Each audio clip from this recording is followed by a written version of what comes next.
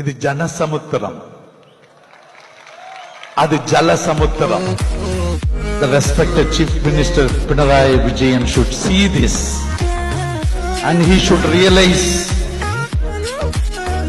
the reality of the reflection what he has announced and he has enacted in Assembly against the statutory body Waqf boards naturally. ഒന്നുകൂടെ ഞാൻ നിങ്ങളോട് പറയട്ടെ, വഖഫ് bill ഡൽഹിയിൽ വരുമ്പോ 16-ാം തീയതി നമ്മളെല്ലാവരും ഓൾ ഇന്ത്യ മുസ്ലിം ലീഗിന്റെ പരിപാടിയിൽ പങ്കെടുക്കാൻ കടപ്പുറത്തേക്ക് പോവുകയാണ്.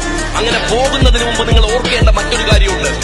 ഇതേപോലെ കടപ്പുറത്ത് വഖഫ് ബില്ലിന്റെ പേരിൽ നമ്മൾ പോയത് ഈ സഖാവ് പിണറായി വിജയന്റെ സർക്കാരിനെതിരെയാണ്. എന്ന് വെച്ചാൽ ഇവർ തുടങ്ങി വെക്കുകയാണെല്ലാം, ഇവർ തുടങ്ങി വെക്കുകയാണ്. വഖഫിന്റെ മുകളിൽ കേരളത്തിൽ കൈവച്ചത് ഇടതുപക്ഷ സർക്കാരാണ് ആദ്യം. അത് കഴിഞ്ഞിതാ കേന്ദ്രം വെച്ചിരിക്കുന്നു. ഏത് രാഷ്ട്രീയ പ്രമേയം എടുത്താലും അതുകൊണ്ട് ജാഗ്രതയോടെ